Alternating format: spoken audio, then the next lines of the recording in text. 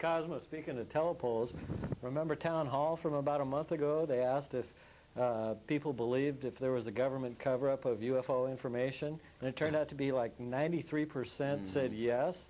Yes. Wow, shows the people in Portland are pretty educated compared to the rest of the country. Well, I think we've known that from our detailed letters, right, and from the sophisticated calls that the Cosmic Connection receives. I think that's just a testament to the people out there in Portland. Good job, Portland. Now, what we just saw was the information dealing with these structures on the moon, ladies and gentlemen. Now, as far-fetched as that may sound, alleged structures. Alleged structures. And what are some of the height of some of these buildings? I didn't bother to memorize the figures. Sure. They're still alleged as far as I'm concerned. Right, right. All right. Okay. Sorry. See, let's go to our mail here. Another person would like some information on international UFO reports, and if you have any list of more information and on crop circles, this person stated that he enjoyed the crop circle show and is looking forward to our next show dealing with the crop circles. Well, I have spoken with Ilis. As you may recall, she was kind enough to come down here from Seattle, Washington, to Tenino, Washington, and we have her crop circle calendar, and she stated that she'll be in contact with the Cosmic Connection sometime around September, after the crop circle season in England. And if we could show the photograph of the crop circle on our desk here, and that's Ilis, and she is the national coordinator for the Center of Crop Circle Studies United States Network, and that's 900 Tenino, Washington, 98589. And if you would like to call her at area code 360-264-4544, and that is just one photograph out of the calendar for 1996 crop circle calendar. Gentlemen, oh yes, I'd like one of the camera to zoom in on our photograph that we have of the campout for the Cosmic Connection UFO Sky Party. And in studio, if Dennis could hand Tim our microphone just for a second. And ladies and gentlemen, what you're going to see is one of the places that, well, is the place where we went to, and hold that right up, right there. This is where we had our UFO Skywatch party, and Tim is in studio today. Welcome, Tim. Hello. How you doing, Tim? Oh, pretty good. Yourself? Excellent. And thank you for being in studio with your friend Alan. These are our guides to this wilderness area. Tim, as you recall, has given us reports of sightings in the Mount Hood area on his excursions into the desert, into the mountains region in Mount Hood, about some 80, 90 miles from Portland. Tim, you picked this spot out, and I understand that you have another spot that you're working on, and why don't we have a date yet? Well, we're still waiting for the snow to thaw on the roads up there. We can't even get within 8 miles of the lake yet.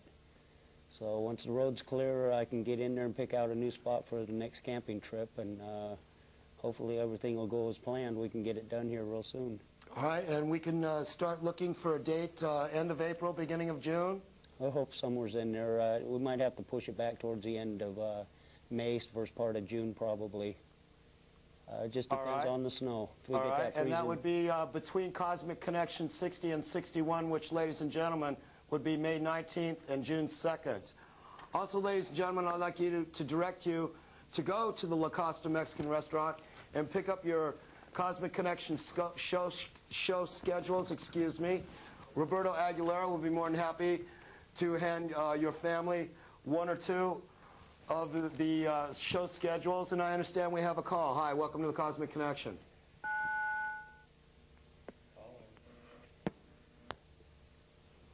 Hello? All right. Like I was saying, ladies and gentlemen, you can pick up your schedule of the Cosmic Connection at 7425 Southwest Barbara Boulevard, and that's the La Costa Mexican Restaurant, and I drop some 50 of the copies out there. And for those of you who wrote in asking for your Cosmic Connection scheduling, we'll make that available to you. All right, any old news, gentlemen? New news for our folks on Hangar 18. Sure. Within the next... Which is our BBS number? Within the next couple of weeks, I've put together with the Assist Operator's permission for the last 2 years a list of sighting reports just here in the Oregon area, which is very interesting, especially for the last year here in Portland. We've had a lot of sightings, a lot of profound sightings, and for our viewers out there that have a capability of getting onto the BBS, with the next week and a half, should have it downloaded onto the system. All right, very good. If we have a call, or do we have a call on the phone? All right. Okay. All right, we have covered this Edgar Mitchell of the Apollo 14, the Hoagland Blackout, the Art Bell material. Ladies and gentlemen, if you have any ideas for future shows, or if you have a report or any videotapes that you would like to see or share with our audience, you can write to our post office box. If you'd like to contact Dennis, Ron, or myself at the end of the show, you may call 667-7434. And also, especially any retired military personnel with first-hand information regarding UFOs while in the surface, we would definitely like to hear from you. We sure. If not on the air, call us after the show. We take calls for a half an hour after the show, or write us. Please get in contact with us. Yes. Very good. Also, if you would like to order any videotapes from the Cosmic Connection, we have 2 videotapes, UFO 101 and UFO 102. I know we've received mail. People are interested in the crop circles. If you'd like to receive past shows of the Cosmic Connection. And some of those programs have dealt with Kevin D. Randall and Don Schmidt, authors of the UFO crash at Roswell. Linda Moulton Howell has appeared on this program. Michael Lindemann, he's the author of UFOs and the Alien Presence and founder of the 2020 Group. Peter Davenport, head of the National UFO Reporting Center in Washington State.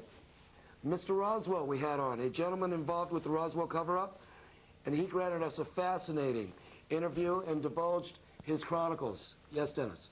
Speaking of Hangar 18, the farthest away call I've gotten recently was from Florida, of all places, calling the Hangar 18 BBS, and he said, I asked him how he found us, since we don't advertise it other than this show. He said his local MUFON director gave him the number. So I don't know, maybe Ron had something to do with that, but we're truly getting calls from all over the nation. Very possible.